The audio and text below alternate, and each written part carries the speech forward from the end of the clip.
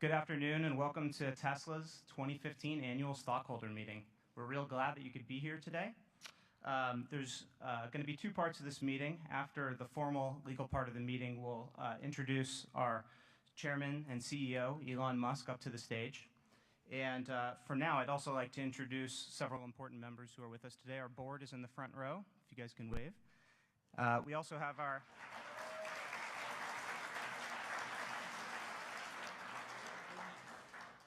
our CFO, Deepak Ahuja, here today.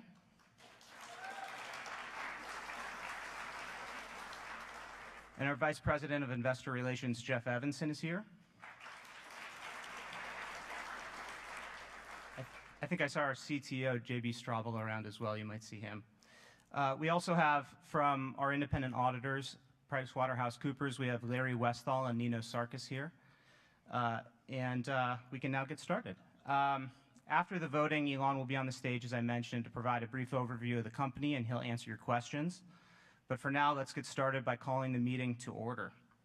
Please refer to the agenda and the rules that you received when you walked in today. In the interest of respecting the time of all the stockholders who are present, we ask that you help us run a smooth process by following those rules, in particular those relating to the stockholder questions and comments. I declare that the polls are now open. As I mentioned before the start of the meeting, if you wish to submit a ballot to vote your shares or change your prior vote, you can pick one up from Lisa Brenton, our Inspector of Elections, who's in the back, and you can drop it back with her as well. Lisa, can you wave your hand again in case you've moved? There she is. Tesla's Board of Directors has appointed Lisa as our official Inspector of Elections, and she will file the minutes of today's meeting. Computershare has certified that starting on April 22, 2015, the proxy materials or a notice of internet availability of the proxy materials were mailed or provided to all stockholders of record as of April 15, 2015. Copies of these proxy materials and related certificates will be attached to the minutes of the meeting today. We have a majority of the outstanding shares represented at the meeting, so I declare that there is a quorum present and that we may proceed with the business of the meeting. We're conducting the meeting in accordance with Tesla's bylaws. The items on the agenda are as follows. Number 1, to elect 2 Class II directors, Antonio Gracias and Kimball Musk, to serve for a term of 3 years or until their respective successors are duly elected and qualified. Number 2, to ratify the appointment of PricewaterhouseCoopers as Tesla's independent registered public accounting firm for the fiscal year ending December 31, 2015. Tesla's board has recommended that our stockholders vote for each of the director nominees and for the ratification of the appointment of our accounting firm. Finally, we've received 2 stockholder proposals as described in our proxy statement. Our board has recommended that our stockholder vote against each of these proposals. The first stockholder proposal is proposed by Mr. Mark Peters, who's here today. And Mr. Peters, please, if you'd like to go to the microphone and present your proposal.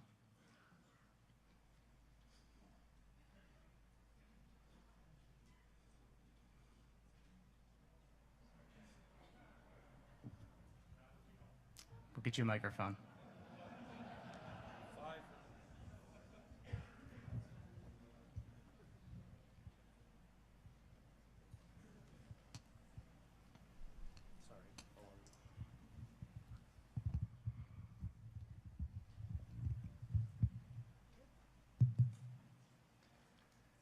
Fellow shareholders, board members, and Mr. Musk, thank you for your time.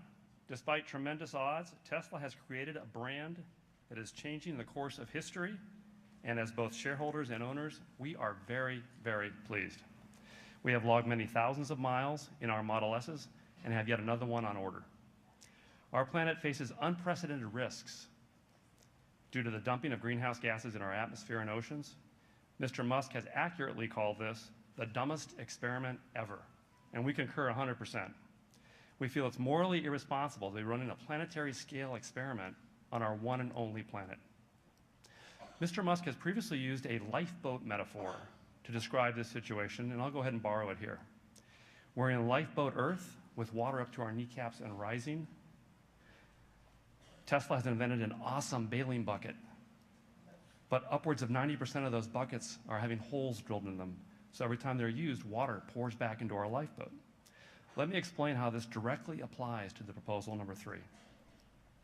I suspect that the vast majority of our customers and even our shareholders have no idea the greatest source of greenhouse gases is actually animal agriculture, producing more greenhouse gases than all of transportation combined, as the UN reported back in 2006.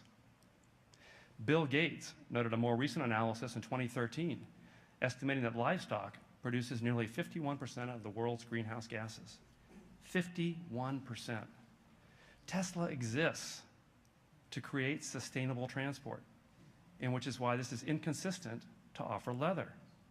Tesla does not offer a leather equivalent or a faux leather interior.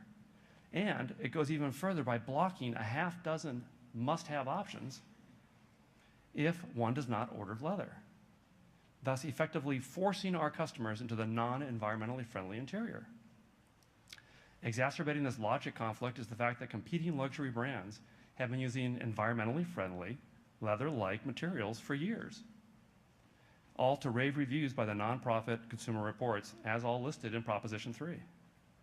Tesla is an intelligent, data-driven company. We encourage Tesla to apply its principles to the interiors of our cars. By using leather, Tesla is promoting the animal agriculture industry, the industry that's doing the most damage to lifeboat Earth. This is in direct conflict with Tesla's goal of reducing greenhouse gases, and frankly, it is un-Tesla. My 3 minutes are almost up. Mr. Musk, you and the other board members were sent a DVD copy of a documentary called Cowspiracy. It has over 20 pages of source links over on cowspiracy.com/facts. 20 pages.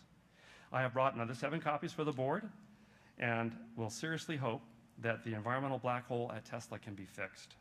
We and the future occupants of Lifeboat Earth truly trust you will make the right choices going forward. Thank you. Thank you, Mr. Peters.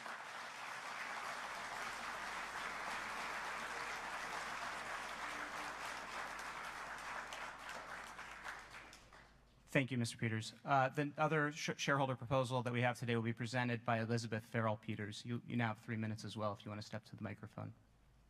Thank you.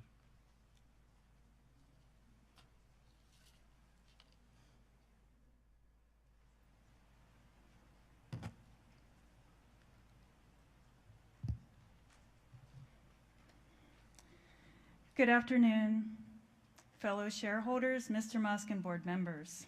Thank you for your time. Our first Tesla purchase was in 2013, and since the moment we acquired our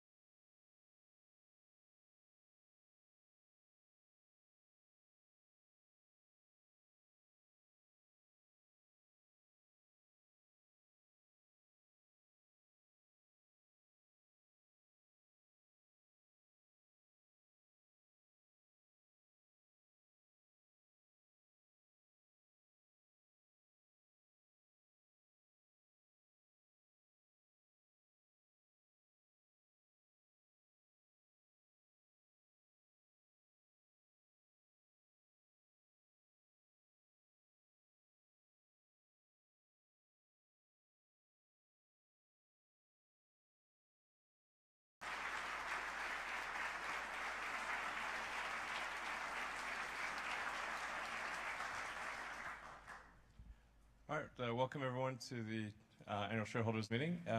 So I think we've got a great year to recap for you, and then we'll talk a little bit about the upcoming year, and then there's some product-related announcements to be made, which I think you'll be pretty excited about. All right, so you may be familiar with this car. Let's move to the next slide.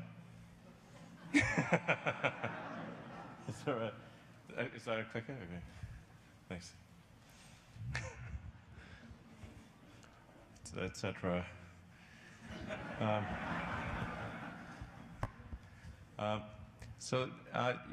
Things have been growing quite quickly, as shown by this here graph,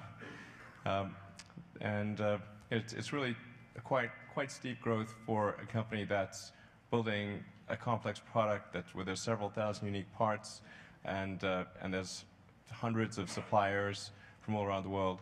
So it's quite tricky to sort of to grow at that pace, but we've been able to grow at, I think, a pretty decent pace for a car company. It's like really unprecedented for a car company to grow to have this level of percentage growth.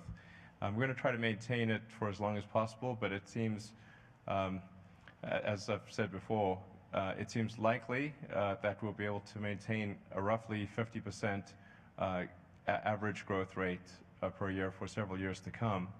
Now, it wouldn't necessarily be 50% every year, but 50%, I think, on average is actually, I think, quite an achievable target.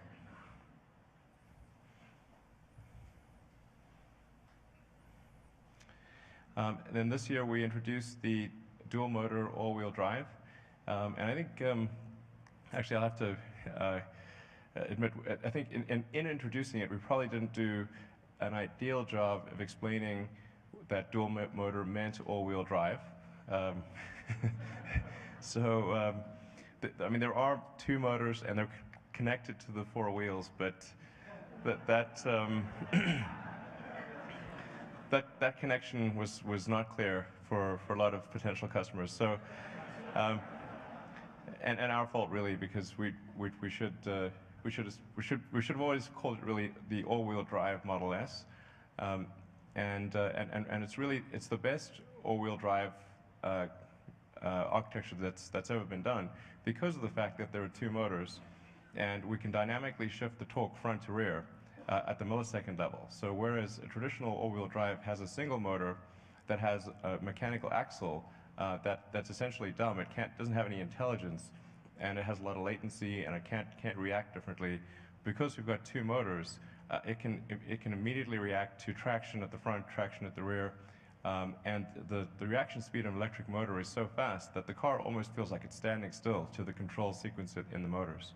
So it's actually able to achieve a level of all-wheel drive handling that no car has been able to achieve yet. So we're really excited about this, and moreover, it provides drive unit redundancy. So it's like having a twin-engine plane. If one motor goes down, you can actually still drive on the other motor. So this is particularly if you're sort of stuck, you could potentially be stuck somewhere. Having that dual motor capability it's like having a twin-engine plane, and such that you can still drive even if something happens to one drive unit. So having that, I think, is a pretty cool capability, and certainly this has increased our addressable market quite significantly, because there's a lot of people who only will buy an all-wheel drive car. It also helps retire a lot of risk with the Model X, since the Model X will be using the same drivetrain. We also introduced Autopilot, initially starting with the hardware suite, and now we're gradually updating the software. So the current Autopilot version 1 hardware consists of a forward radar, a forward camera, and 360-degree ultrasonics that go out to about 5 meters, or roughly 16 feet around the car. So that allows us to do what we call sort of highway autopilot, as well as some cool features like auto park and being able to summon the car on private property.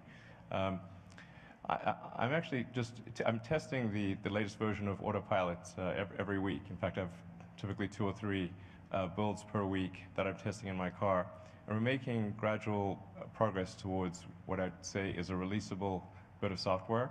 But it is quite a tricky thing, and we want to make sure that our testing is exhaustive before we release the software. But if we keep making progress, I think we may be able to get it out to early access customers, which is sort of our public beta program, around the end of this month. So that should be pretty cool.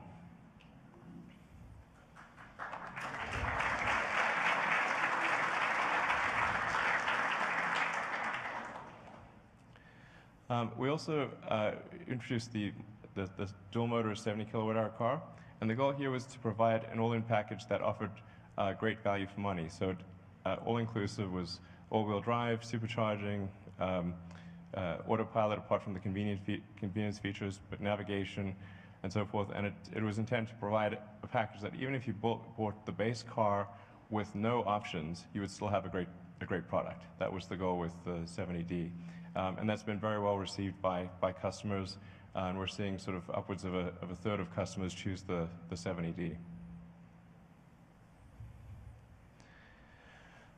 So this is sort of interesting in terms of looking at the North American market share of high-end premium sedans. We're actually the #1 seller. So we're, you know,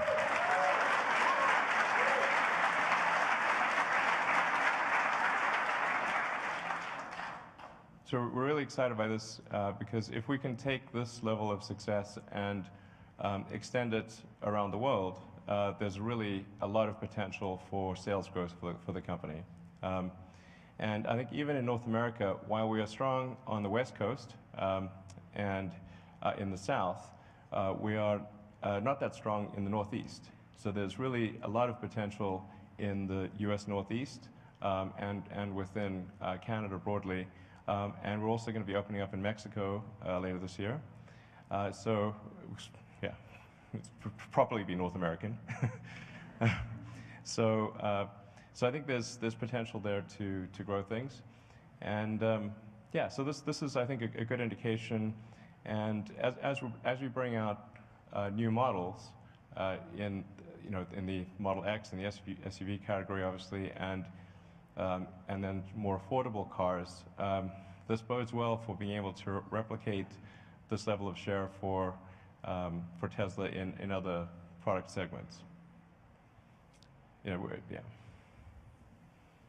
So with the Model X, the long-awaited Model X, so we're expecting to begin our first deliveries in probably about 3 or 4 months.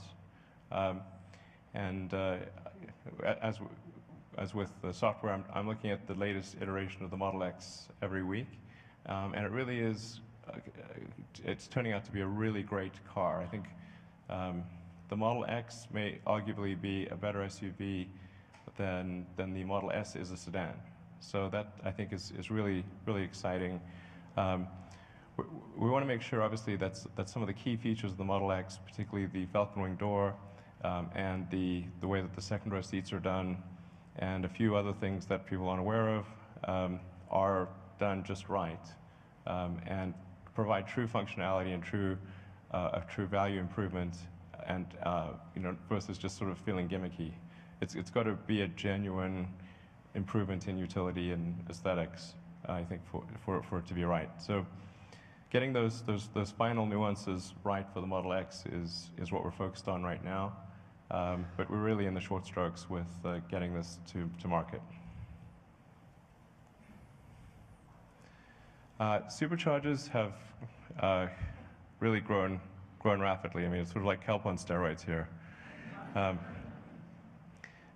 When we launched the Model S in just 3 years ago, there were no superchargers anywhere. In fact, we didn't even tell people there was such a thing as a supercharger. People, for the first 6 months of the car, bought the car not even knowing that there were going to be superchargers. And we'd actually put a high voltage DC bypass in the car, but people didn't even know it was there. So we opened the first superchargers, I think early in 2013, so it's only been like 2 years. And now you can travel almost anywhere in the US using the supercharger network. and then going to sort of next year. That's next year. So it's a lot.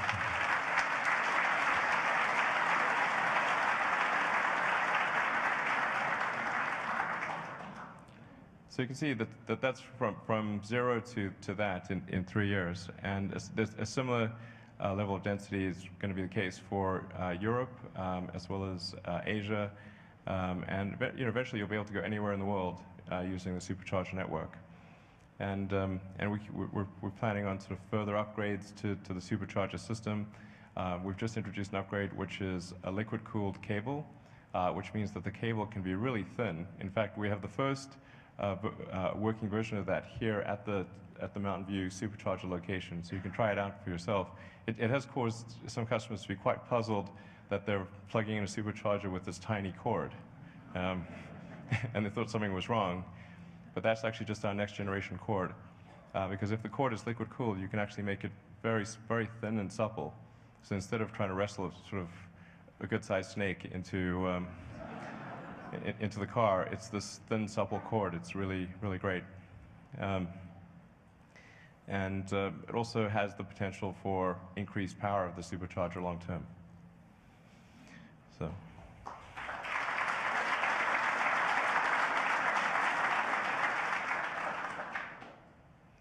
And then recently we announced the official creation of Tesla Energy with the Powerwall and Powerpack, and being available in 2 sort of configurations, one as kind of a backup UPS capability, and then the other as a daily cycler. There was a bit of confusion in the press because they would conflate sometimes the backup functionality, the UPS functionality, with the daily cycler functionality, but then they're really 2 different things. The daily cycler is sort of more about economics or getting off the grid completely, whereas the backup UPS is just there to ensure that your house has power if there's ever a power outage.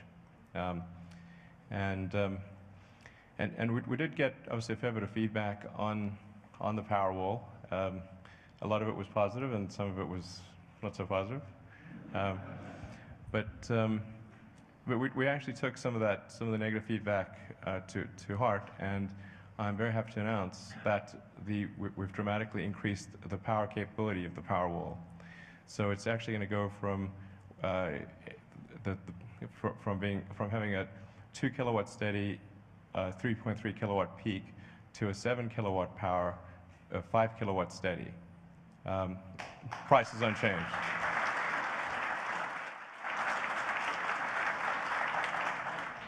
So it basically will more than double the power output of the power pack, and the price is going to stay the same.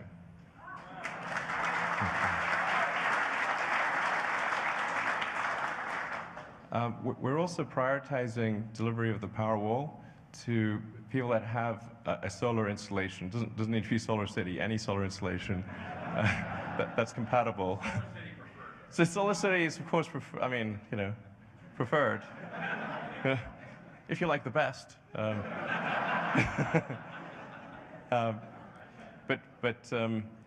Basically, we're going to prioritize delivery of the Powerwall to people that have an existing solar installation or are getting a solar installation, because the solar installation comes with an AC to DC inverter, which means you don't need to buy an additional AC DC inverter for the Powerwall, and because that cost is already there with your solar system.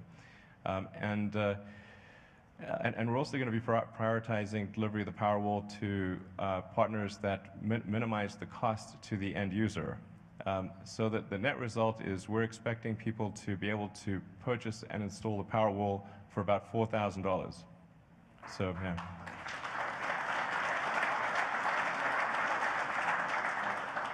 So that's basically $3,500 for the Powerwall with the increased power capability, and then figure $500 of installation, labor, and cost. That's the expectation. So I think that dramatically improves the capability of the Powerwall and improves and reduces the effective cost to the end user. So I think the value for money is dramatically better with the changes that we're going to make. So, and of course, there's the power pack, which has been very well received by the utility industry. So.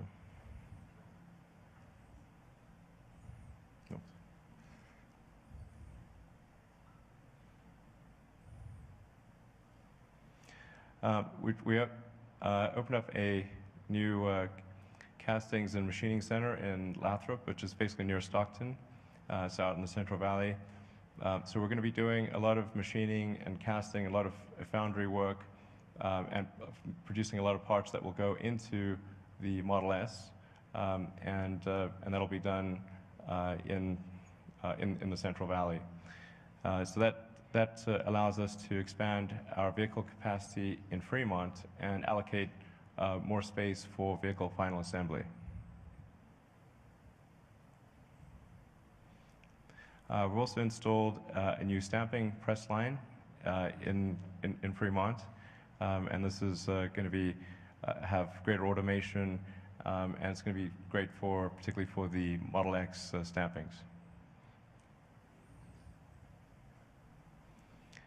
And we're bringing up the new SX body production line, which has also a lot more automation, greater flexibility, and we should be able to do, at least within the body line, about 3 times more than we're able to do in the current body line. So it's not the whole factory, but at least for this element of vehicle production, we will have approximately a 3x increase in capability.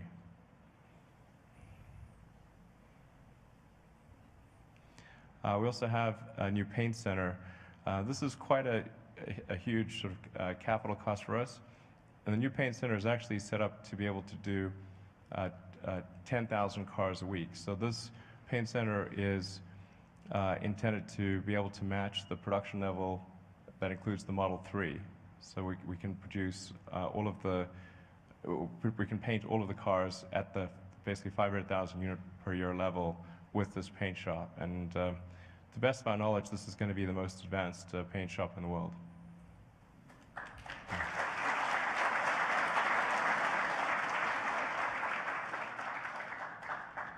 And then the Gigafactory, we're making good progress with the Gigafactory. There's a lot of people, bloggers online and so forth, that will take photos and videos and drone videos of the Gigafactory. So it's pretty easy to monitor the progress. Search the internet. And we've made quite good progress here.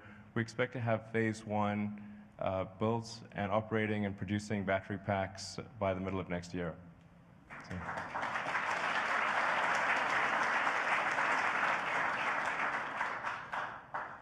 All right, with that, I think it's been a really great year. I'm very proud of the Tesla team for everything that they've accomplished. And there's often a lot of attention on me, but really it's a huge team effort. So I just want to say I'm incredibly proud of the Tesla team for everything they've accomplished over this period of time.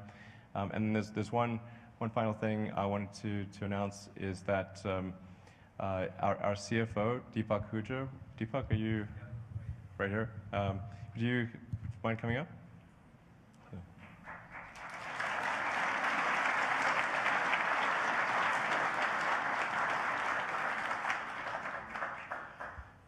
So Deepak is actually going to be retiring later this year.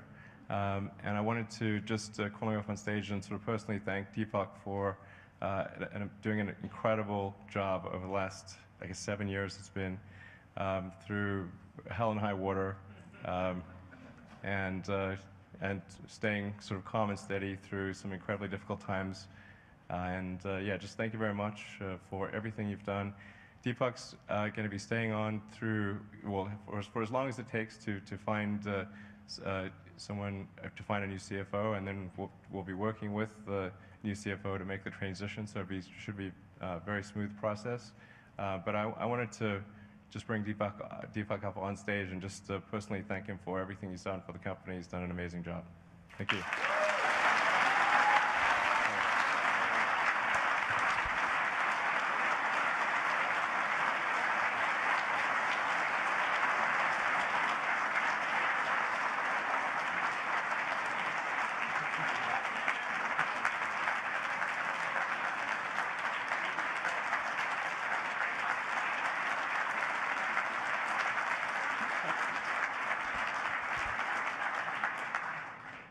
Boy, this makes it even more emotional.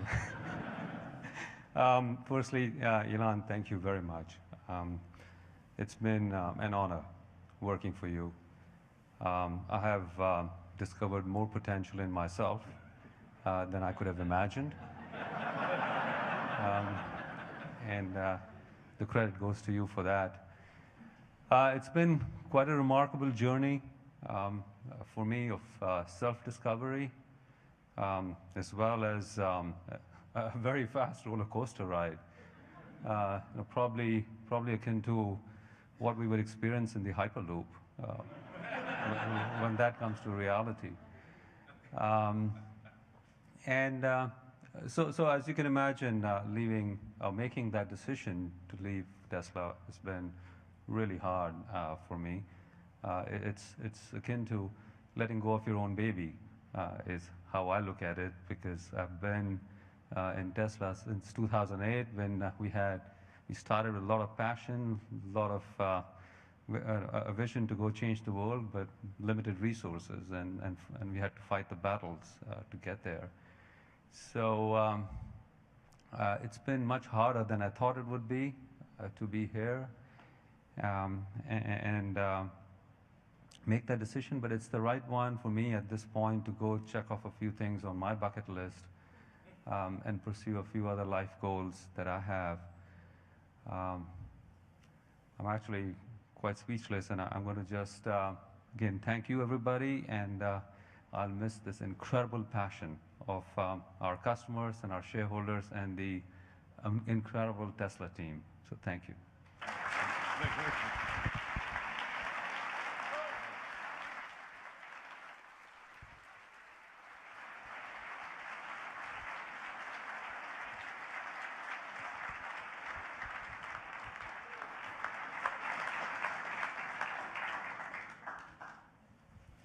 All right, thanks again, Deepak. And with that, let's open it up to questions. Okay, if we could have people queue up behind the microphones. We'll take your questions in the order that they come. We'll alternate between sides of the room, and obviously remember the rules that our general counsel mentioned at the beginning of the meeting.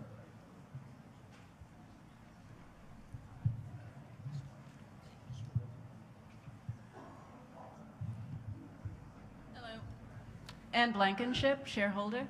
And my question really is, do you have any questions for us? I mean, we're always lobbing questions at you, but is there anything you would like to ask us about the future or how Tesla plays into what we want from the future? Sure. What do you think? Yeah. I mean, what do you think we should be prioritizing? What I'm thinking more of is Tesla is about the future. And I think it's about what we want from the future. And like what we were talking about today with the vegan interiors, I think that really resonated.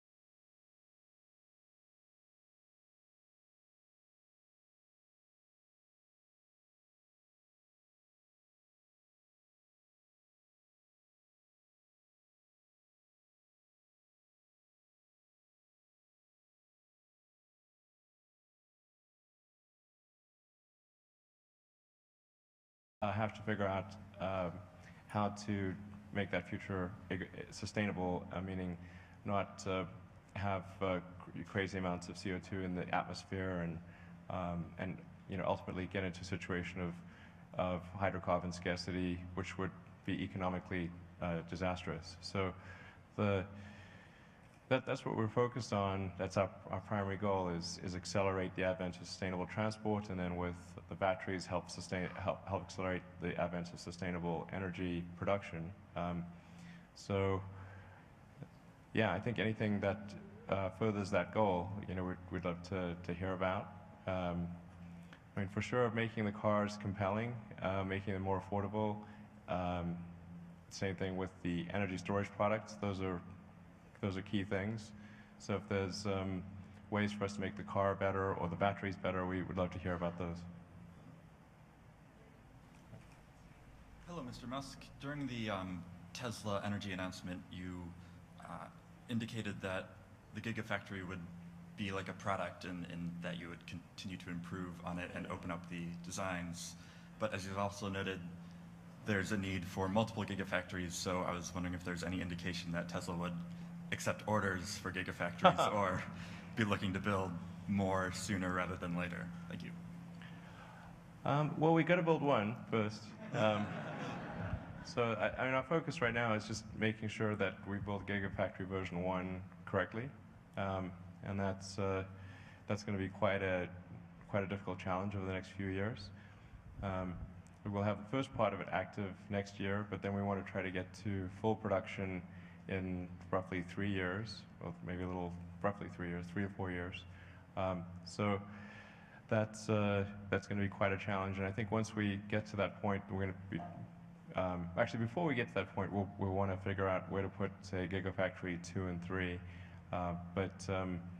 But I don't think we should, until we feel we've got a firm handle on Gigafactory 1, we don't want to spread our energy over multiple efforts. Yeah. Thank you. My name is Barry Briscoe. I'm a shareholder, a Model S and Roadster owner. I was very excited with your presentation and launch of Tesla Energy. I have a specific question about the Powerwall. You reiterated earlier today the 2 different models, and I understand that. I assume one can, in a residential installation, combine both types of Powerwalls to a single inverter.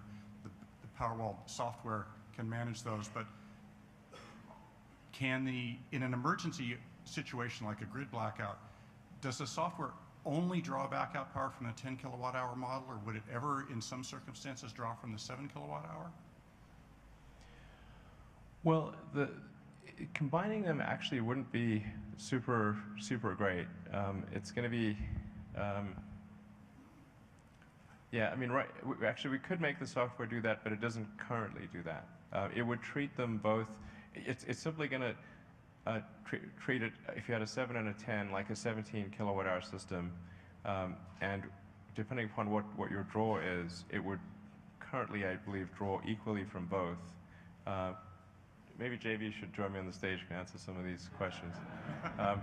But I think it really depends on what the application is that you'd want to use it for. I mean, usually it tends to bifurcate quite clearly into either a backup uninterruptible power supply for the house or a daily cycling application. In the US, the daily cycling application is going to be fairly limited because the time of day charges are usually not substantially different. I mean, there are in a few places, but in most places in the US, people are charged something either a flat rate or something very close to a flat rate. So it's in terms of economics, it's going to make more sense to. Okay, there you go. Hey, you want to come on stage? Sure. So anyway, so like in terms of economics, it's going to make more sense to. Well, actually, basically, it's in most parts of the U.S. It doesn't make what Solar City said, which was misinterpreted in the press, was in most parts of the U.S. it doesn't make economic sense, like purely economic sense, to have a battery pack, because in most places in the U.S. you can't arbitrage your time of day use. Now, in many other countries you can. So in places like, say, Germany or Australia, the daily cycler pack does make great economic sense. It's like an awesome thing, even if you couldn't care less about renewable energy. In the US, you'd really have to care a lot about renewable energy. Well, not a lot, but you'd have to care about it more than economics in order to do the daily cycler thing. Then separately, there's the uninterruptible power supply application, which, again, was probably not a huge number of households that want that, but it is nice to know that if there's a big storm or earthquake or hurricane, that you will have power. and that's the application. So that's really one would be paying to have that capability, and then with the increased power capability of the Powerwall that I just talked about, you should be able to, with a single 10 kilowatt hour pack, with a peak power capability of 7 kilowatts, be able to put everything in your house except air conditioning on that circuit. And then if you want to put air conditioning as well, you can have two of them, because it would typically be about 14, 15 kilowatts inclusive of air conditioning draw. And you can stack even more if you want. Maybe one thing also I think that gets forgotten is that the backup battery can also cycle quite a lot. You know, it can cycle once a week for 10 years. So the cycling difference between the two is maybe a 4 or 5 to 1 difference, but people should never be afraid to actually use the backup version kind of in a hybrid application where you could be still cycling it quite often, thousands of times. And also, with the backup pack or the cycling pack, I mean, it legitimately lets you use more of the solar energy that you generate at your house. Instead of exporting it to the grid, selling it essentially to the utility, and then having to buy it back, you're legitimately storing your own energy and then using your own solar energy for your loads. Yeah, I mean, to be sort of precise, I mean, the so-called sort of low cycle thing would be like roughly 1,200 cycles, and the high cycle would be 5,000 cycles. So at 5,000 cycles, if you do a daily cycle, that's about 15 years. But even, the 1,200 one, that's, it's 1 quarter. So you could do it. You could conceivably do a daily cycle for maybe 3 or 4 years, even with that. Okay, thank you very much. All right, so that may be like an overly comprehensive answer, but actually, it's probably worth also elaborating on the power pack, which we expect most of our activity to be with the power pack, not the power wall. So it's probably 80%, maybe more than that, of our total energy sales likely to be at the power pack level to utilities and to large industrial customers. And that's where the economics are very compelling, because there's an important difference between price and cost. The cost to the utilities of between day and night is quite substantial, because the power usage is often sort of a 2 to 1, at least if not greater than 2 to 1, sometimes substantially greater than 2 to 1, between peak day usage and trough night usage. So there's no question that at the utility side, their cost of power generation has a big difference between day and night. That's a separate question from whether they are pricing that as such to the consumer. And since the cost is fundamentally there between day and night, for utilities it's quite compelling to use the power pack. And they can look at it from a levelized cost of energy standpoint and say, well, they could either sort of upgrade an existing power plant, or they could get a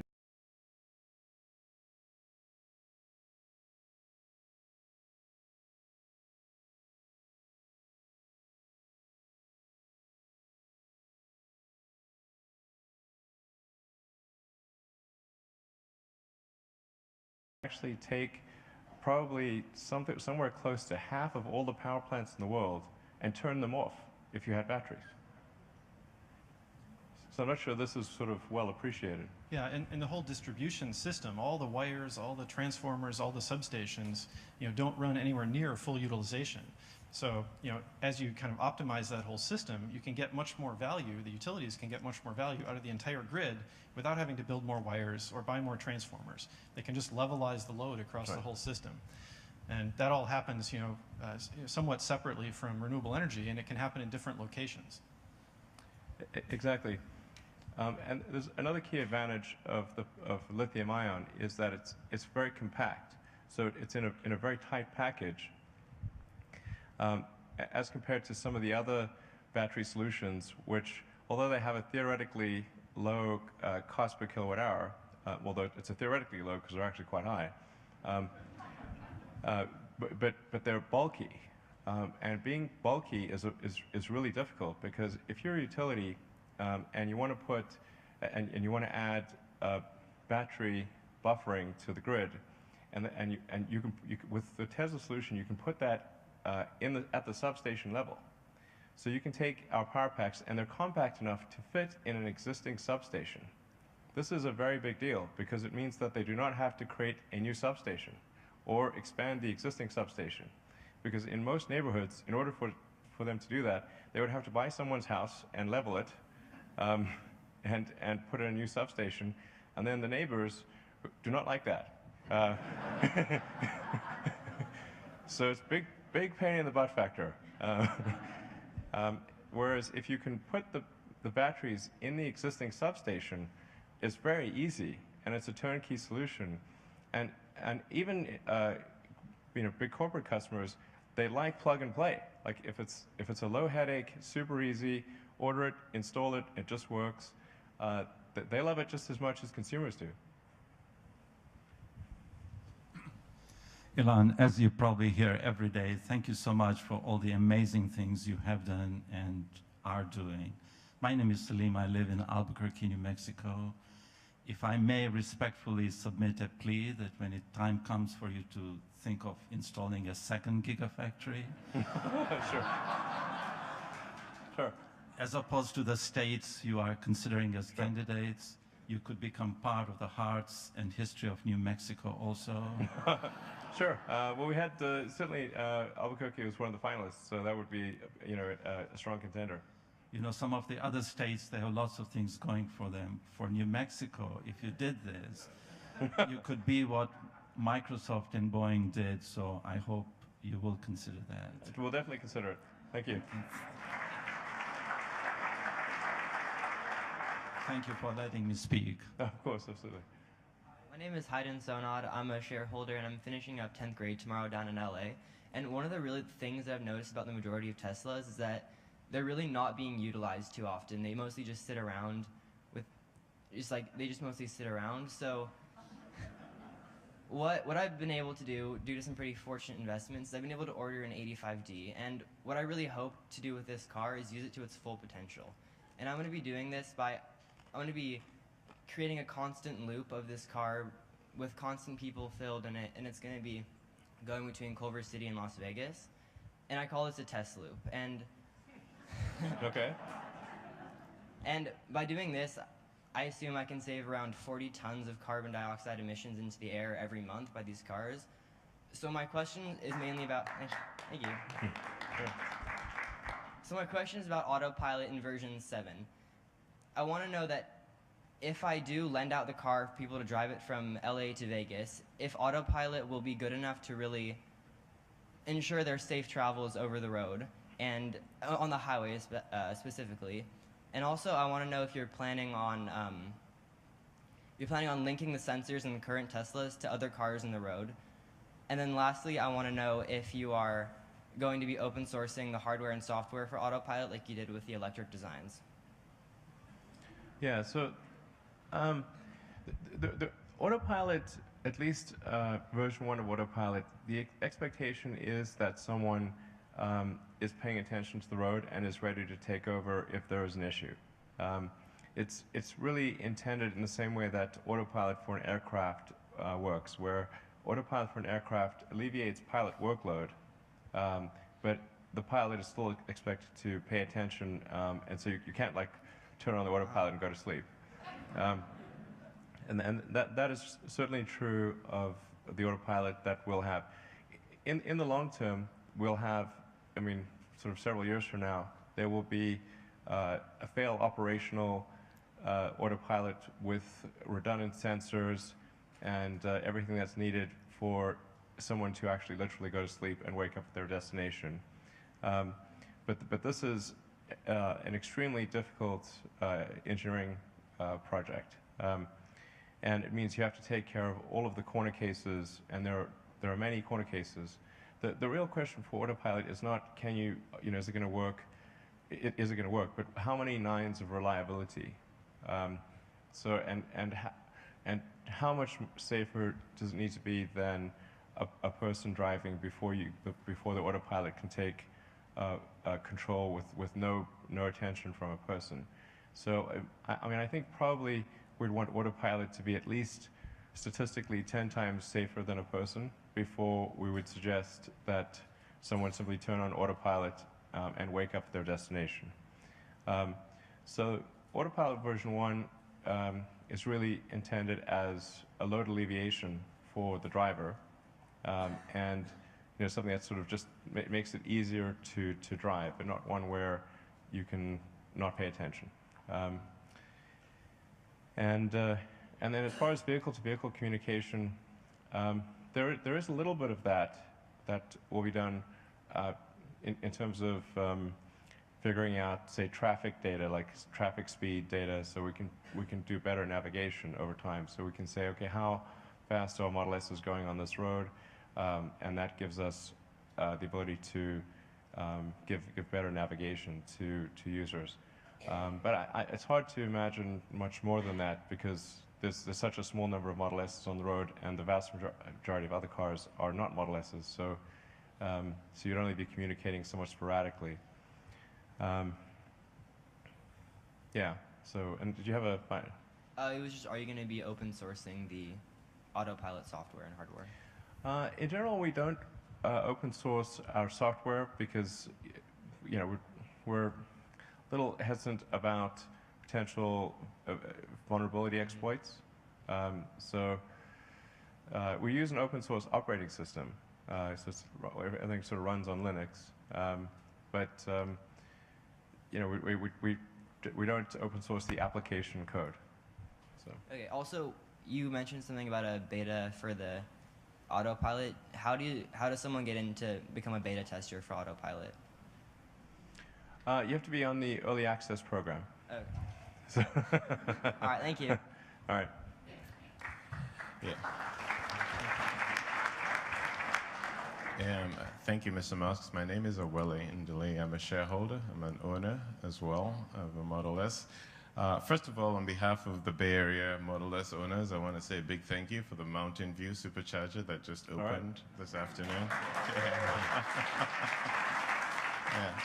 My question specifically has to do with the auto steer portion of the autopilot. I think it's the most anticipated aspect of version 1.0. Could you shed a little bit of light on the timeline for that? Are you getting some resistance from the government? Is there some hurdles, or is it something that is coming for sure? And approximately when? Yeah, I'm actually testing several builds of the auto steer functionality every week. Yeah, okay. And so there's, so we make sort of improvements. Most weeks it gets better. Some weeks it gets worse.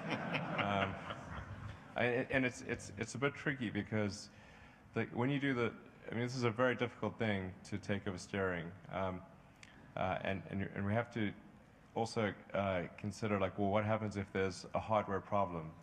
Some hardware system fails in the vehicle, or there's a CAN bus communication error, or there's just the debugging of a huge range of issues is very difficult.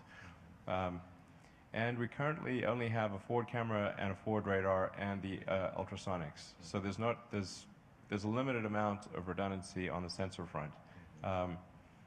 So for forward collision, we have the radar and the camera to provide some level of redundancy, and the ultrasonics, but there's only one computer. In fact, there's a whole bunch of computers in series that are doing this. So if any one of those computers fails, then the auto steer functionality would fail.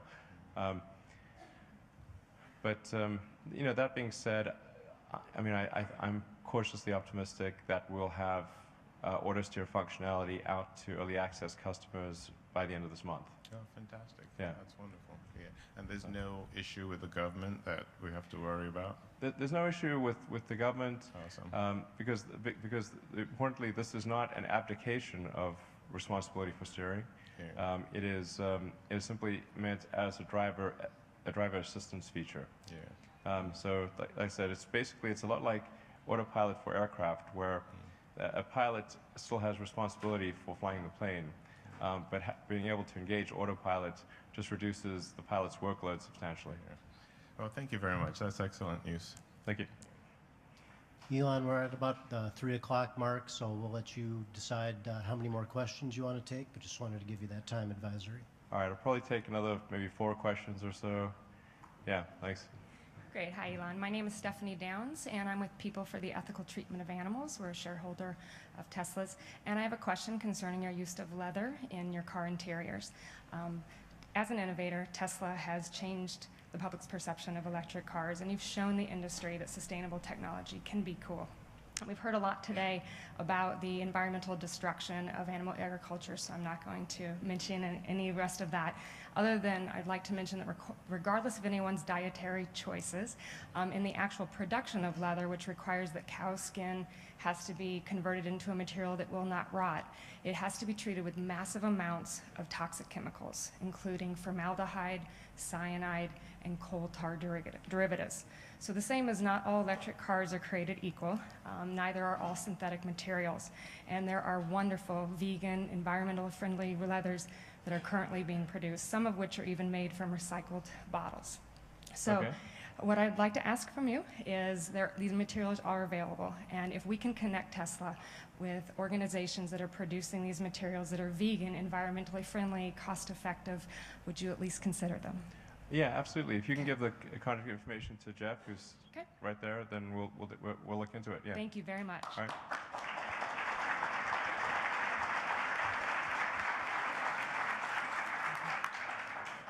Hello, my name's David. I'm a shareholder. Great job. I have a question for you. Thank you. I'm surprised more aren't wearing them. My question for you is, I'm a nurse. I don't get snow days, and I live in the northern upper part of the United States. The Model 3 is more in my budget. The Model 3 specifically, but future cars, are they going to be mostly or all of them dual motor? I think for the Model 3, the standard, the base version of the Model 3 would be single motor, but it would still have very good traction control. Like, in fact, even before we were shipping the dual motor, our highest sales per capita in the world, just when all we had was a rear motor, were in Norway, and our single, the person who as an individual who bought the most number of Model S's, or most number of Teslas, because he bought a bunch of Roadsters before that, lives in Narvik, which is above the Arctic Circle. So it's real important to emphasize that even a rear-wheel drive Tesla, as long as it has the right tires, it has amazing traction on snow and ice. But I think in order to keep the car as affordable as possible, the standard version of the car would have a single motor, but we would offer a dual motor as an option. Okay, excellent. Thank you. All right.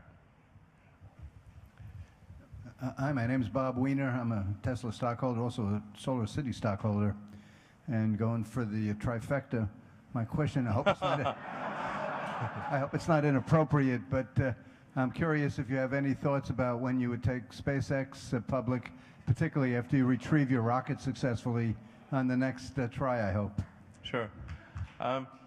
Well, because SpaceX's goals are very long-term, certainly longer term than say the stock market typically.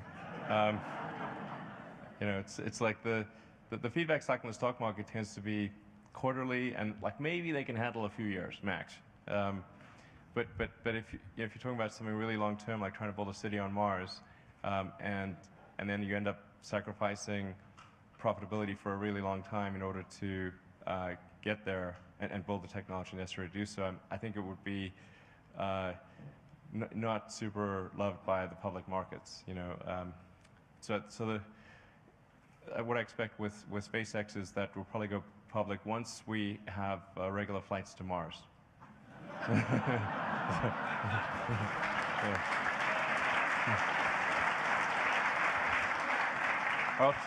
I'll try to answer a few more questions. I know I'm supposed to have like a board meeting after this or something. So we'll go to 3:15, if you guys don't mind. All right. Hi, Satoshi Musa from LA. My question is on the Gigafactory. You said by 2020 that you're going to have more or less 500 units produced, but that was before you announced the Powerwall and Powerpack. Is that included in your calculation? Because you're already supplied constraint with the demand. So even with the Model 3, I think that will create bigger demand. Have you calculated that, or is it lower demand in the power packs? Or? Yeah, the Gigafactory is as currently designed, is intended to produce about 50 gigawatt hours at the pack level and about 35 gigawatt hours at the cell level. So we'll be pulling in cells from other parts of the world as well. That should allow for 500,000 cars to be produced per year, plus have 15 gigawatt hours left over for stationary. The way it's looking, demand for stationary is higher than expected, so we are looking at potentially expanding the output capability of the Gigafactory to meet the higher demand for stationary. Thank you. Hi, Elon. Thank you very much for the supercharger here downstairs. I think it's not just for owners, actually for shareholders. It's going to sell a lot of cars as people see that going in and out of Google and places like that. My questions are around safety, and one is, Model S, of course, set a new bar for sedans.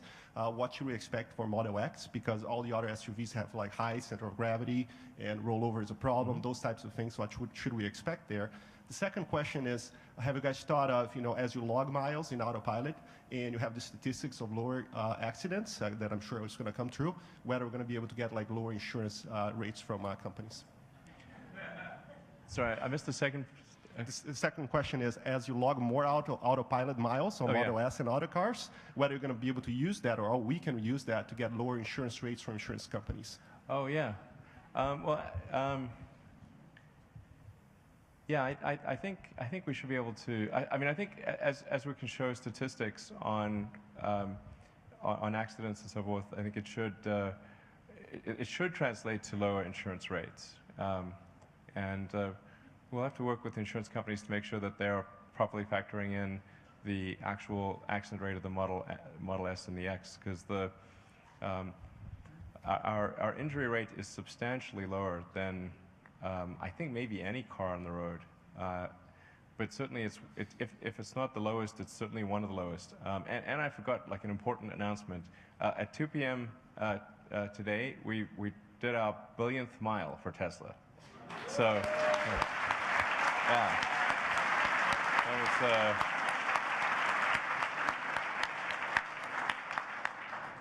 And how's Model X looking in terms of safety? Sorry, how's the what? How's Model X looking in terms of safety and rollover? Yeah. So Model X, I think, will have the lowest probability of injury of any sedan. The tests haven't been completed yet, but I think it's headed towards having the lowest probability of injury of any SUV. And certainly the low center of gravity with the battery pack and the floor pan is incredibly helpful, because the rollover susceptibility is extremely low. It's very difficult to get the Model X to roll over. And we've completed our internal, almost all of our internal crash tests, and it's shaping up to be 5-star in every category and every subcategory like the Model S. That's great. So.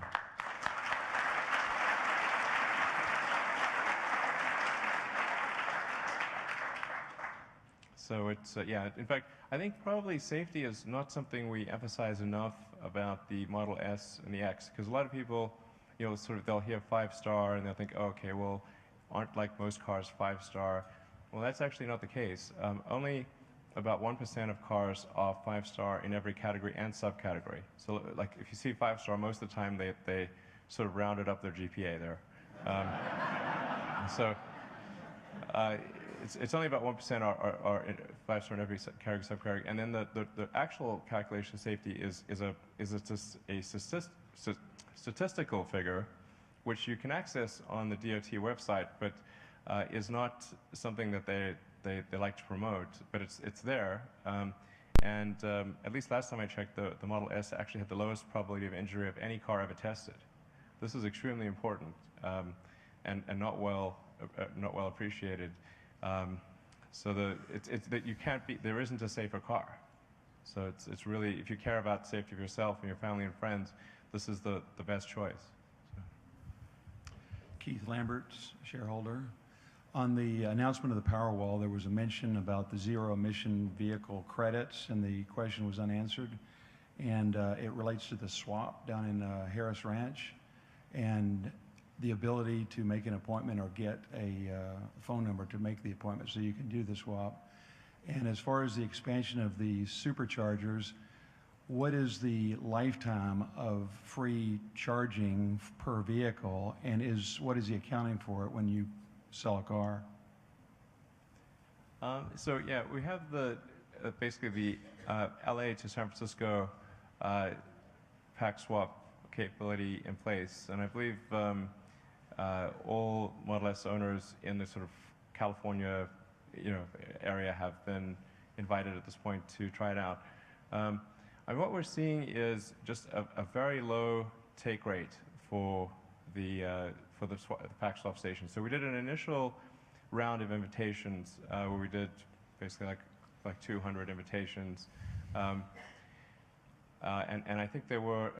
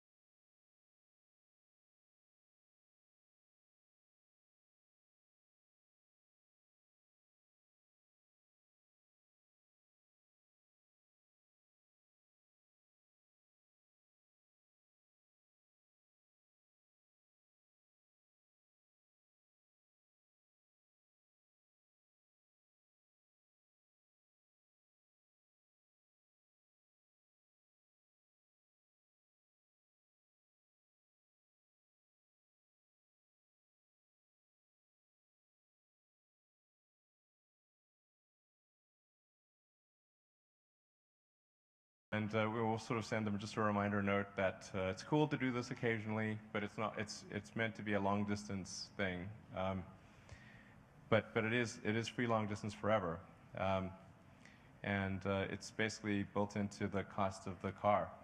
And based on what we're seeing in terms of the economics, it looks quite supportable.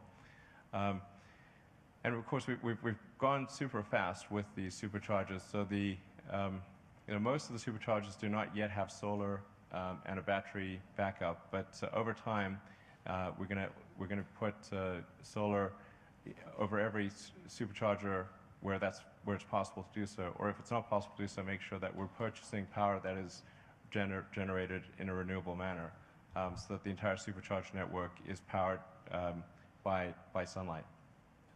So.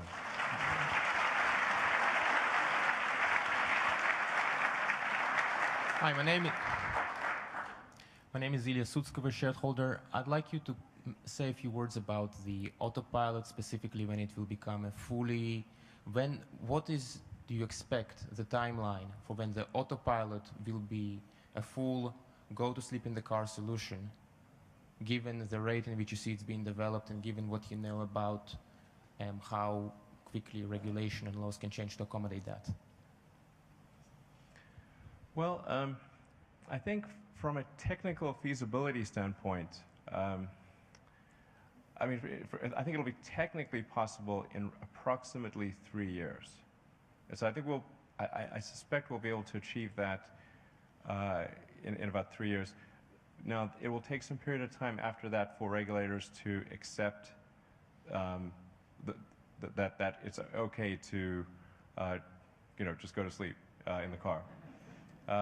So I would imagine it's something like a couple of years, maybe 3 years, anywhere from 1 to 3 years. I don't really know because it's not really something I control. After it's shown to work, and we can compile a great deal of evidence statistically to compare what the computer would have done versus a person over billions of miles, and it can show within a very high confidence interval that it's cool for the computer to drive you home.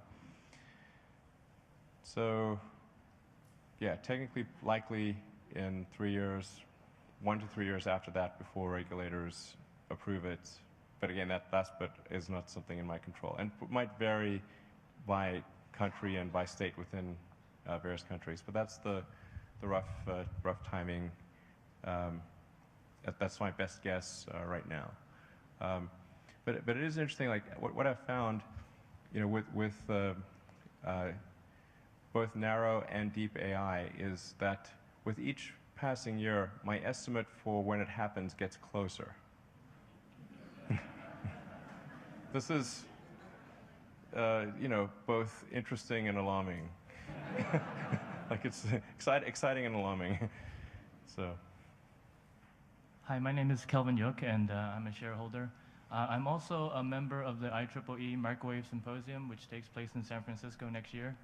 One of our main missions is to encourage young engineers and university students to get involved with engineering.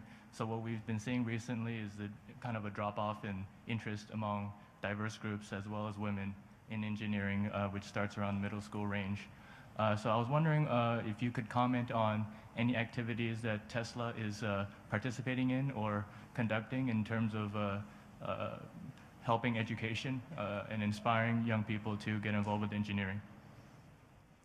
Well, I mean, we do cool products that require engineering. So hopefully that's a reason like people think, oh, I think maybe they'd like to work for Tesla. Tesla's kind of an engineering-centric company, so maybe that would encourage them to do engineering. But I mean, it is super important that Tesla stay focused on the goal of accelerating the advent of sustainable transport and sustainable energy. There are a lot of things that we could do that would be all these awesome social goods, but if we divide our energies over many social goods, we risk accomplishing none of them. So we've got to stay focused on this fundamental good that we're trying to achieve as the primary thing. And then, once we sort of are over the hump, in particular, once we have like a mass market, affordable electric car that's great, then I think we can start to try to do other things. But we really need to stay focused on that goal for now. Are you presently participating in any university-related research or involving institutions of learning in your product development? Yeah, I mean, we have relations with a number of universities and a number of research groups, particularly as it relates to improving battery cell chemistry. So I'd certainly encourage groups that are making advancements in any technology that improves cars, electric cars or autonomous driving, to get in touch with Tesla and see if there's some way to work together. I would also like to thank you and invite you to speak at our conference next year if possible. Thank you very much. All right, thanks. All right, I think we'll do the last question. Or was that the last question? You've gone well over the time you had planned Okay. on, so you're late for your next meeting. All right, sounds good. Thank you, everyone.